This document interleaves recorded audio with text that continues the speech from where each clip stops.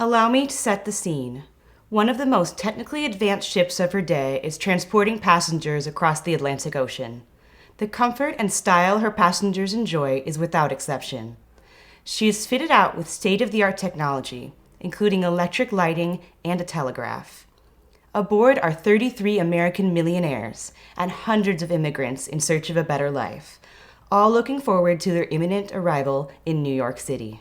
Our hopeful travelers are blissfully unaware that they will soon fall victim to the worst transatlantic disaster known to history at the time. The immense loss of life became front-page news across the globe, a sensational story that would only be surpassed by the sinking of a fellow ship of the White Star Line, the RMS Titanic, nearly 4 decades later. Join me as we delve into the DATACOMBS to tell the story of a terribly avoidable tragedy, the loss of the steamship Atlantic.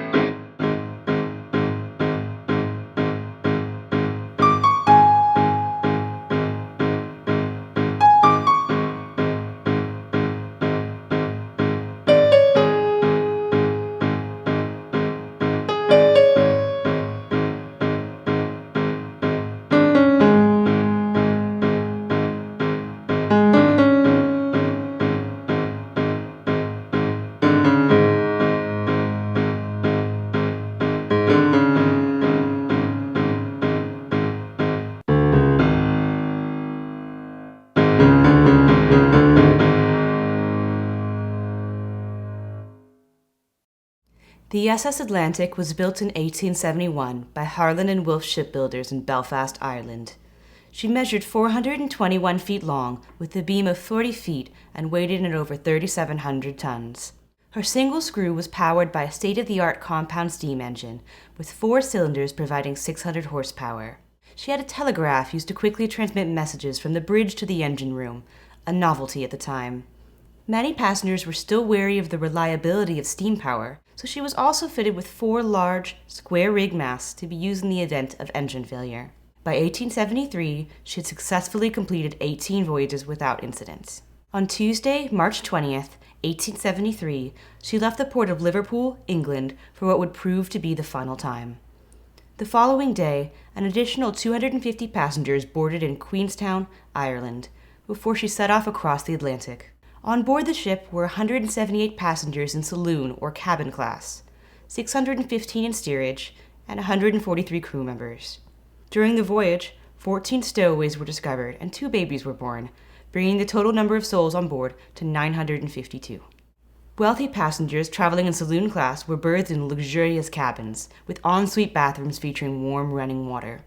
Each room was fitted with an electric bell used to summon stewards at a moment's notice. Steerage class passengers had the privilege of clean quarters and shared, yet ample hygienic facilities. Passengers' quarters were separated, with accommodations for single men in the forward part of the ship, while single women and children had berths towards the back, in the stern section. Married couples and their families had rooms between them, in an effort to prevent any unwelcome interactions between the single men and women. The voyage proceeded without incident for several days and was remarked to be more than usually satisfactory, according to letters written by the crew. As March drew to a close, however, the weather began to worsen. The sea was tumultuous, with strong winds blowing against the Atlantic. Captain John Williams ordered only the blandest of foods be served, in order to prevent further seasickness among the passengers, while stewards were told to keep note of any injuries caused by the ship's erratic rolling in the stormy seas. The severity of the weather meant that far more coal than usual was being burnt in order to keep the ship inching forward. At the time, it was customary for engineers to underestimate the amount of remaining coal in order to err on the side of caution. However, Chief Engineer John Foxley was unusually generous in his calculations of fuel consumption, leading to grossly inaccurate reports of the amount of fuel left on board. With the ship's progress slowed to a crawl, Captain Williams began to fear they might not have enough fuel to reach New York. While Foxley knew the ship was indeed capable of safely steaming to their destination, giving an accurate report of the amount of coal on board would contradict his previous reports. He chose to save face and inform the captain that the ship would indeed run out of fuel before reaching New York, despite knowing that to be false. Ordinarily, the ship could proceed under sail power, but the wind was decidedly against her. Wishing to put the safety of his passengers and crew above his own reputation as captain, Williams ordered the ship be diverted to the nearest port for refueling, Halifax, Nova Scotia. None of the crew, save the helmsman, had ever been to Halifax before, let alone navigated the dangerous and rocky waters surrounding her harbor. They were unaware that the strong currents would eventually carry the Atlantic miles off course. Lookouts were posted to spot the lighthouse on Sambro Island, which marked the harbor's entrance. At midnight, Captain Williams retired from the bridge to rest, instructing the crew to wake him as soon as the lighthouse was spotted. If no light was seen, he was to be woken at 3 a.m. without delay. Unbeknownst to them, Sambro Island was some 12 miles to the west, while the lookouts expected it to be clearly visible in the east. Hours passed without a sight to be seen in the endless darkness. Shortly before 3 o'clock, a purser prepared some hot cocoa to bring to the captain. However, First Officer Henry Metcalfe ordered the purser not to wake him. The man at the helm, familiar with Halifax, grew increasingly worried. He protested that something must be wrong, stating that if their course was correct, the light would now be clearly visible. Metcalfe ignored these warnings and insisted the captain be allowed to sleep. Around 3:15 a.m., lookouts spotted the breakers around Mars Island. Metcalfe ordered the ship hard to starboard and the engines reversed, but it was too late. Captain Williams and all on board were suddenly woken by a tremendous jolt. Submerged rocks acted as a can opener, peeling back the keel until the ship struck Golden Rule Rock at a speed of 12 knots. The sudden lack of momentum immediately snuffed out all oil lamps on board, while raging waves began pushing the stern back toward shore, tearing the propeller clean off. Atlantic immediately began to flood and list to her port side. The captain and crew now faced a dire situation. In the midst of a terrible storm, they had no idea of their exact location. 2 crew members began firing off distress rockets in the hopes that a nearby ship or rescuers from land would come to their aid. The crew had approximately 5 minutes to prepare and launch the lifeboats. Axes were used to haphazardly cut away the ropes that secured them to the deck. Understanding the severity of the situation, the few women and children who had arrived on deck at this point were physically thrown into the boats as the davits hoisted them over the edge and down into the raging sea. The first boat's oarsmen were unable to row away as waves slammed it back into the ship, killing all on board. As the ship's list to port increased, Captain Williams ordered that no further lifeboats be launched, as the danger was even greater than remaining on board the stricken vessel. Many of his crew disagreed.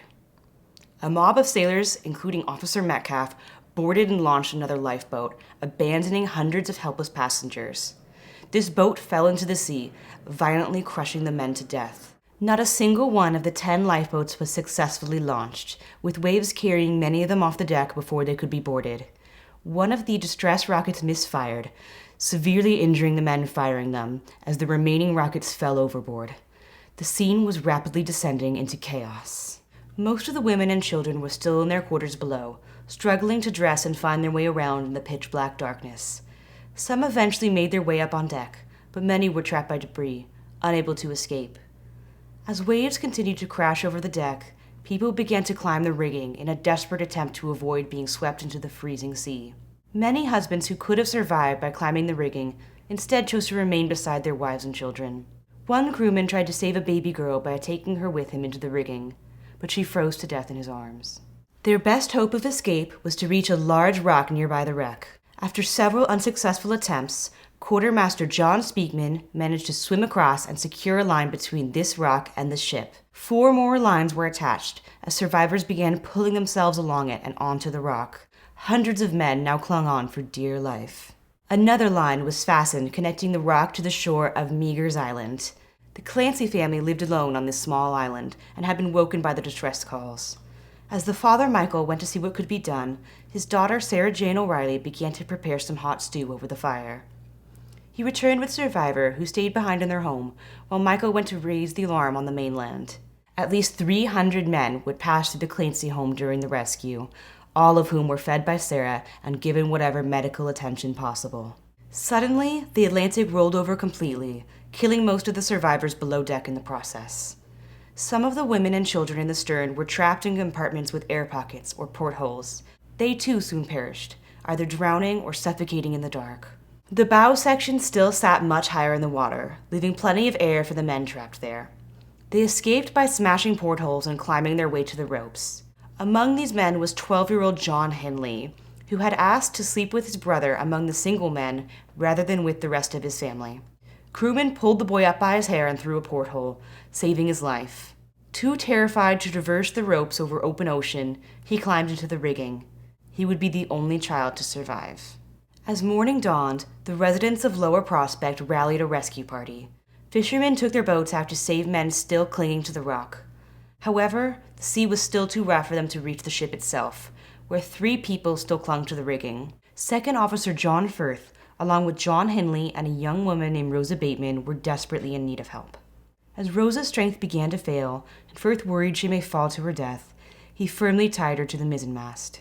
One of the villagers, a priest and former Royal Navy man named Reverend W.J. Ancient, came upon the scene later that morning. He asked to be rowed to the wreck to assist the 3 survivors, but the fishermen were reluctant to take the risk, telling him he would likely die trying to help. He sternly replied, "If I am doomed, I won't hold you responsible. Put me on board." His heroic rescue attempt proceeded as follows. As they approached, Henley fell from the rigging and was plucked from the roaring waters. Commanding all his expertise as a seaman, Ancient managed to scramble aboard and pass a line to Firth, who had been in the rigging for some 10 hours. Ancient instructed the officer to "put your confidence in me and the Lord and move when I tell you." As they struggled towards the boat, a huge sea swept Firth overboard, and in horror he cried out, "Oh Lord, I have broken my shins! I have broken my shins!" To which Ancient roared, "Never mind your shins, man! It's your life we are after."